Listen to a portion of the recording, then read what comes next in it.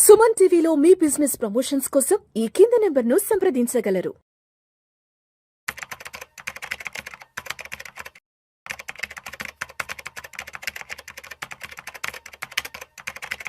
Sir Giribabu గారు నమస్తే sir. నమస్తే అండి. గిరిబాబు గారు చాలా మంది 35 నుంచి 40 ఏళ్ళ వయసుకు వచ్చాక అప్పుడు రియలైజ్ అవుతారు, అరే మనం ఎలాంటి ఇన్వెస్ట్మెంట్స్ చేయలేకపోయామే, మనకి జాబ్ వచ్చి 10-15 సంవత్సరాలు అవుతుంది, ఇప్పటి వరకు మనం ఎక్కడ ఎటువంటి ఇన్వెస్ట్మెంట్స్ చేయలేదని అప్పుడు రియలైజ్ అవుతారు. సరే, ఇప్పుడు 35-40 ఏళ్ళ వయసులో ఉన్న వాళ్ళు 60 ఏళ్ళ వయసు వచ్చేటప్పటికే కోటీశ్వర్లుగా మారాలి అంటే ఇంకొక 20-25 సంవత్సరాల కాలం చేతిలో ఉంది. కాబట్టి మరి 35 నుంచి 40 ఏళ్ళ వయసు ఉన్న వారు 60 ఏళ్ళ వయసు వచ్చేటప్పటికే కోటీశ్వర్లుగా మారాలి అంటే ఎటువంటి ఆర్థిక ప్రణాళికను సిద్ధం చేసుకోవాలి, ఎటువంటి ఆర్థిక ప్రయాణాన్ని కొనసాగించాలి వచ్చే 20-25 సంవత్సరాల పాటు? మీరు అన్నట్టు ఈ 35 ఇయర్స్ అనేది ప్రతి ఒక్కళ్ళ లైఫ్లో చాలా క్రూషియల్. అంటే మనం ఎట్లయితే చదువుకునేప్పుడు ఇంటర్మీడియట్ అనేది ట్రాన్స్మిషన్ ఫామ్ ఎలా అయితే ఉంటుందో 10th వరకు ఒకలాగా ఉంటుంది. ఇంటర్ నుంచి వాళ్ళ దశ అనేది కంప్లీట్గా మారిపోతుంది. అంటే కాలేజ్ ఎడ్యుకేషన్, ఇంజనీరింగ్ లేదా ప్రొఫెషనల్ ఎడ్యుకేషన్ వెళ్ళిపోతారు. అలాగే మన లైఫ్ స్టైల్లో కూడా మనము ఒక 35 ఇయర్స్ అనేది ఒక మంచి ట్రాన్స్ఫార్మేషన్కి ఒక టర్నింగ్ పాయింట్ అని చెప్పొచ్చు. ఎందుకంటే జనరల్గా 22-23 కల్లా మీ ఎడ్యుకేషన్ అయిపోతుంది. ఇక 24-25 కల్లా జాబ్ ట్రయల్స్ చేసి జాబ్ రావడమో లేకపోతే బిజినెస్లోకి ఎంటర్ అవ్వడమో చేస్తే ఒక 35 వరకల్లా ఆ జాబ్లో సెటిల్ అవ్వడం, ఒక మంచి ప్యాకేజ్ మనీ శాలరీ రావడం, పెళ్ళి అయిపోయిన అప్పటికి 1-2 పిల్లలు పుట్టడం, ఇక భవిష్యత్తు లక్ష్యాల వైపు అడుగులేయడం, ఇవన్నీ కూడా జరిగే టైం 35. ఇప్పుడు కనుక మీరు పొరపాటున తప్పటడుగులు వేస్తే దాని యొక్క మూల్యం మీరు 60 తర్వాత చెల్లించాల్సి వస్తుంది. కనుక మీరు అన్నట్టుగా 25 నెక్స్ట్ 25 ఇయర్స్ 35 to 60 అంటే 25 ఇయర్స్, ఈ 25 ఇయర్స్ పాటు ఏదైతే మీ యొక్క లైఫ్ స్టైల్ని మలుచుకుంటారో 60 తర్వాత 60లో 20 లాగా ఉండాలి అని చెప్తుంటారు కదా, అలా 60లో 20 లాగా ఉండడానికి మీకు కావాల్సిన ఆర్థిక స్థితిగతులు, ఆర్థిక స్వేచ్ఛ, ఆర్థిక భద్రత దొరుకుతుంది మీకు. కనుక 35 years is very very crucial. అందుకనే చాలా మంది నా దగ్గర వచ్చేవాళ్ళు క్లయింట్స్ చెప్తూ ఉంటారు, సో ఎప్పుడు 40-45 తర్వాత వచ్చినప్పుడు నేను ఆల్రెడీ 10 ఏళ్ల క్రితం నా దగ్గర సేవింగ్ చేసే కెపాసిటీ ఉండింది, నేను చేయలేకపోయాను, నా దగ్గర అప్పుడు డబ్బులు చాలా ఉండే చేయలేకపోయానని చెప్తుంటారు. ఆ మిస్టేక్స్ చేయొద్దు.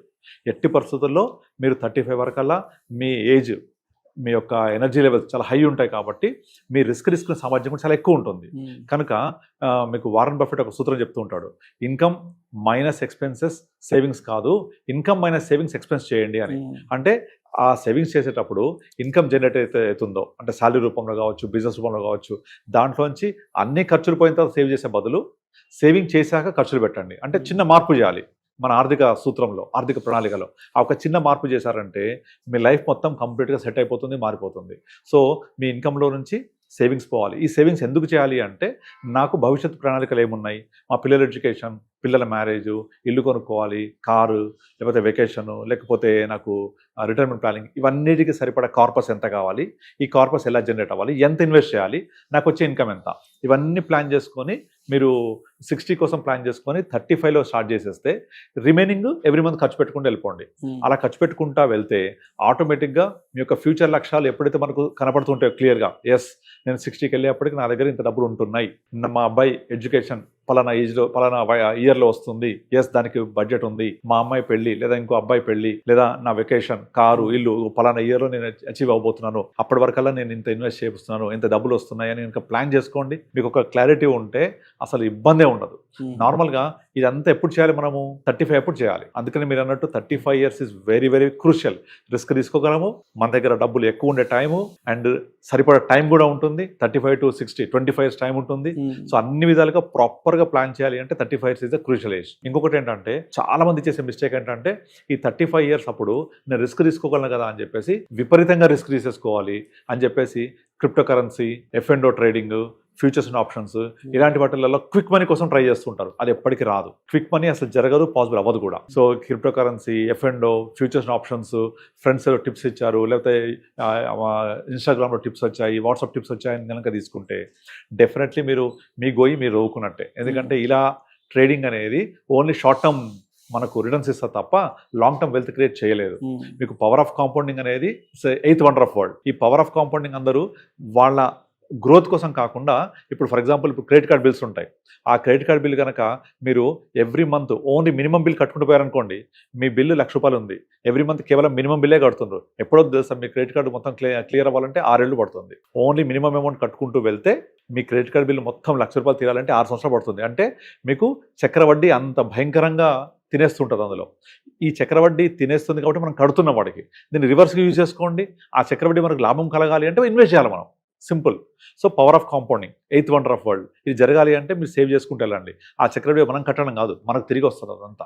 సో అందుకే వారన్ బఫెట్ ఒక స్టేట్మెంట్ ఉంటుంది, compounding is the one who receives, one who understands, but compounding is the one who pays, who doesn't understand. అంటే అర్థమైన వాళ్ళు ఏమో రిసీవ్ చేసుకుంటారు కాంపౌండింగ్ ఇంట్రెస్ట్, అర్థం కాని వాళ్ళు పే చేస్తారు. చాలా మంది అది అర్థం కాక క్రెడిట్ కార్డ్స్ తీసుకొని ఆ క్రెడిట్ కార్డ్ తోటి చర్నింగ్ చేసుకుంటూ అప్పులో ఊబిలోకి దిగిపోయి ఆ చక్రవడ్డీలోకి వెళ్ళిపోయి ఆ ఊబిలో కంటిన్యూ అవుతూ ఉంటారు. దాంతో బయటకు రాలేక సతమతం అవుతుంటారు. చాలా మంది చూస్తుంటాం కదా, ట్రేడింగ్ లో లాస్ అయ్యి ఆత్మహత్య చేసుకోవడం. బట్ అదే చక్రవడ్డీని, అదే పవర్ ఆఫ్ కాంపౌండ్ ని ఇన్వెస్ట్ మీరు చేయండి, మీకు రివర్స్ వస్తుంది. The one who understands will receive, the one who doesn't understand will pay. కనుక ఆ చక్రవడ్డీ అంత పవర్ఫుల్ అనమాట అది.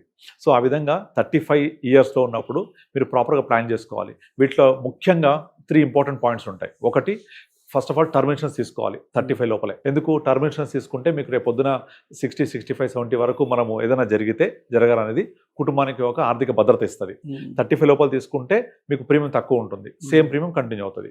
2, ఎమర్జెన్సీ ఫండ్ క్రియేట్ చేసుకోవాలి. ముఖ్యంగా చాలా మంది ఇబ్బంది పడేది ఎక్కడంటే, సడన్ గా నాకు లే ఆఫ్ అయిపోయింది. ఇప్పుడు మనం చూస్తుంటాం కదా, సోషల్ మీడియాలో జోక్స్ వస్తూ ఉంటాయి. నేను కారులో వెళ్తూ ఉంటే ఆఫీస్కి వెళ్ళిన తర్వాత ఆఫీస్లో కూర్చుంటే నా జాబ్ ఉన్నట్టు, లేకపోతే లేదు.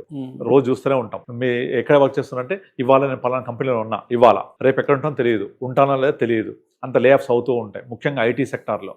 సో అలాంటి పరిస్థితులలో నాకేదైనా సడన్గా ప్రాబ్లం అయితే నా క్యాష్ ఫ్లో ఏంటి పరిస్థితి, నాకు రెగ్యులర్ క్యాష్ ఫ్లో ఉంటుందా లేదా, నా ఇన్కమ్ ఉంటుందా లేదా, ఇవన్నీ మనము ప్లాన్ చేసుకోవాలంటే emergency fund is very important. తర్వాత హెల్త్ ఇన్సూరెన్స్.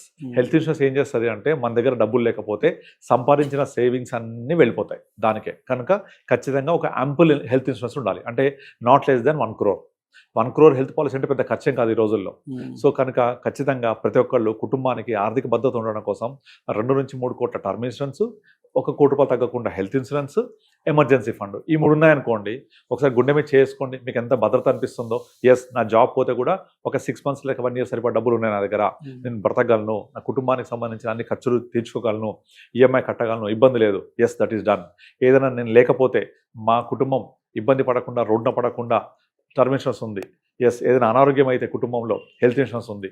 ఇవన్నీ అయిన తర్వాత మీరు ఎప్పటికప్పుడు వీటన్నిటిని రివ్యూ చేస్తూ ఉండాలి, సమీక్షించుకుంటూ ఉండాలి. ఇది సరిపోతుందా లేదా, నా ఖర్చులు ఎంత పెరుగుతున్నాయి, నా ఫ్యూచర్ గోల్స్ ఎలా మారుతున్నాయి, వాటి ప్రకారంగా ప్లాన్ చేసుకుంటూ వెళ్ళాలి. ఇవన్నీ ప్లాన్ చేసుకుంటూ వెళ్తే 35లో వేసిన పునాది పెరిగి పెద్దదై ఒక వృక్షమై, మహావృక్షమై మీకు జీవితాంతం నీడనిస్తుంది అది. కనుక ఆ 35 అంత క్రూషియల్ ఇయర్ అది. సో అందుకే నేను అందరికీ చెప్తుంటాను, మీరు 35లో వచ్చినప్పుడు ప్లాన్ చేసుకుంటే రేపొద్దున నా లైఫ్ ఎంత హ్యాపీగా ఉండాలనేది మీకు ఒక క్లారిటీ వచ్చేస్తుంది. అందుకే నేను రిచ్ అవ్వాలి, లేకపోతే నేను హై క్లాస్లో ఉండాలి అంటే మీ దగ్గర సర్ప్లస్ మనీ, ఈ డబ్బులు ఏం చేయాలబ్బా అని ఆలోచించాలి. అలా ఆలోచించగలిగినప్పుడు మీ లైఫ్ స్టైల్, మీ క్లాస్ మారుతున్నట్టే. Thank you sir, thank you so much Giribabu garu. 35 నుంచి 40 సంవత్సరాల వయసు ఉన్నవారు వచ్చే 20-25 సంవత్సరాల తర్వాత, అంటే 60 ఏళ్ల వయసు వచ్చేటప్పటికే మరి కోటీశ్వరులుగా, ధనవంతులుగా అవ్వాలి అంటే మరి ఈ 20-25 సంవత్సరాల పాటు ఎటువంటి ఆర్థిక ప్రణాళికను కనుక రచించుకుంటే కోటీశ్వరులు అవుతారు అనే దాని గురించి చాలా చక్కగా తెలియజేశారు. Thank you so much sir. Thank you అండి.